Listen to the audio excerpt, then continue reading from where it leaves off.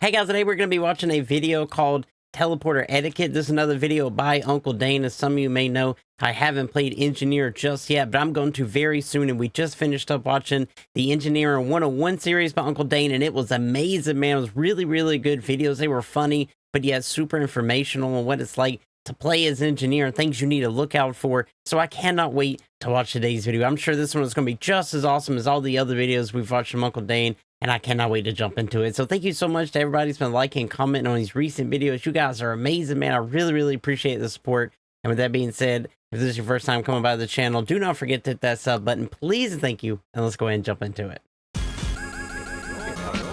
There's an old saying around the water. 2 seconds in and I'm already like, what?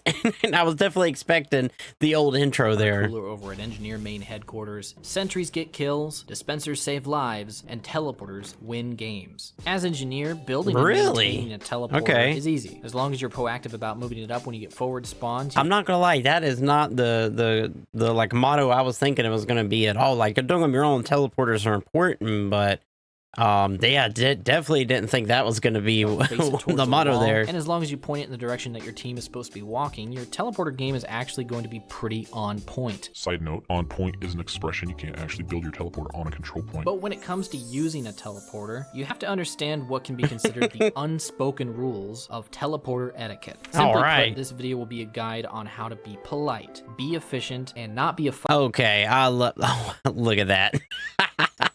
I love this. Kind of looks like a book. It's got like, this is just great. This is just great looking, man. Great editing once again by Uncle Dane. Fucking douchebag who steals teleporters from your team. So the first thing to go over is teleporter priority. Now, most of you guys have probably seen this image. It's a pretty popular. I have not seen this image.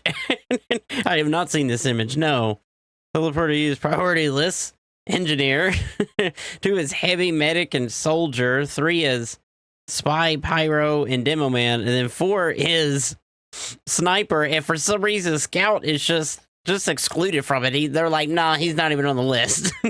Spray that people like to place down next to teleporter entrances as a friendly reminder of who should be the first in line to stand on the entrance when there are multiple classes waiting to use it. However, while this guide is pretty close to accurate, I actually think that there are some things that could be changed about it depending on the level of the teleporter. Now, if you didn't already know, it says because scout can usually get to where it is before the teleporter can even do it. That makes sense. 3 levels that a teleporter could be, just like every other building, and increasing the level also increases its health. But the other stat that gets upgraded from level to level is the recharge time. A level 1 teleporter recharges in 10 seconds, a level 2 teleporter recharges in 5 seconds, and a level 3 teleporter recharges in 3 seconds. So how does this come into play with teleport priority? Well, I'd say that this basic guide certainly applies to a level 1 teleporter because 10 seconds is a pretty long time to be waiting. And a scout can just easily run the front lines in that amount of time. But if the teleporter is level 2 or 3, I'd say the following extra conditions come into play. If you're a scout and there's no one else waiting to use the teleporter, or if anyone is spawning in the next 5 seconds, which you can easily check at the very top of your HUD, feel free to take the teleporter. Sure, a scout can run to front lines pretty quickly, but taking a teleporter is always going to be faster. It's only unacceptable to use a teleporter as scout when there's other people who are needing to use it. So what if you're a scout and there's a level 1 teleporter that no one... I mean, it makes sense. Scout is pretty fast, man. Like, it makes a lot of sense. And I wasn't even thinking about it like that.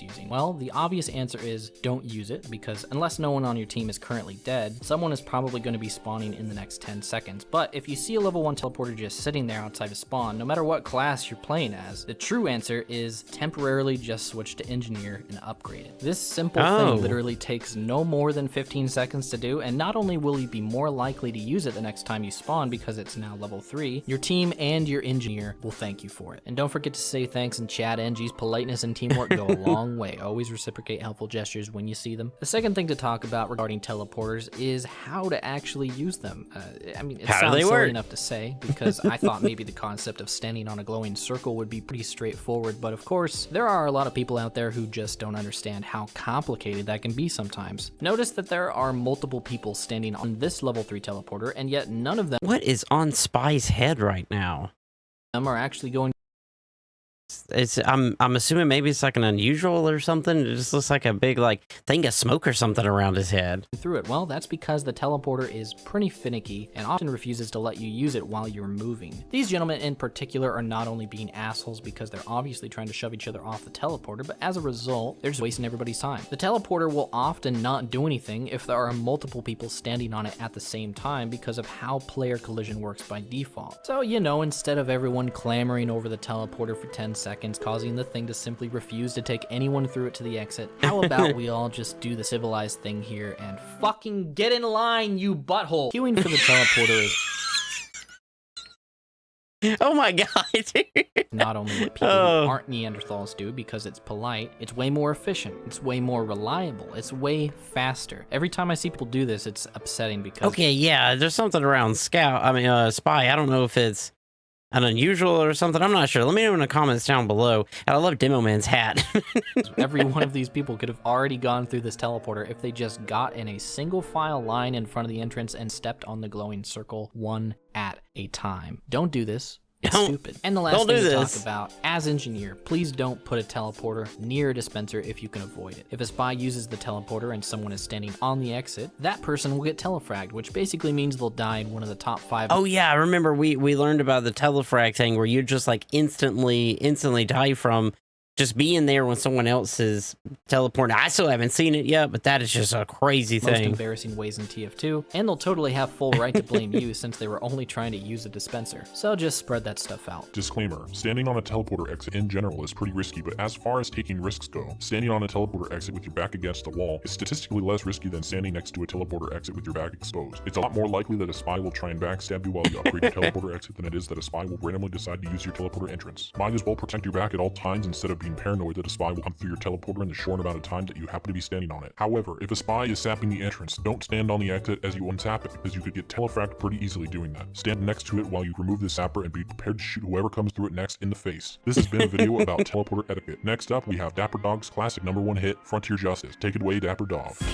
Okay, I was gonna say I didn't know if that was Uncle Dane like using a different voice, through a program or something, or if that was an actual different person.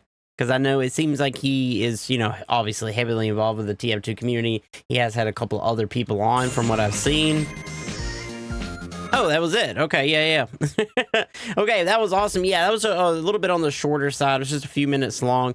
I don't think there was any more like related to the teleporter type stuff, but this was one of the most requested ones. And it was awesome. It was awesome. It wasn't, too long, but it was great. This was awesome. Uncle Dane just knocks it out of the park when it comes to being super funny. But not only that, but he's like actually giving you some great tips on how to play the class, man. This has just been awesome watching this channel. I've really enjoyed it. And of course, as always, I'll put the original video link down below if you want to go watch it for yourself. And please do, because this was just awesome, man. Uncle Dane makes some great content, and I really hope you guys enjoyed the reaction here. So if you enjoyed this video, do not forget to hit it with a like. It really helps out the channel here. If there's anything else you need to see me react to, you're more than welcome to put it in the comments down below, and I'll be sure to put it on the list to make, as always. And that's all I got for you, man. So I will see you in the next video. And do not forget, it's Orc Army for life.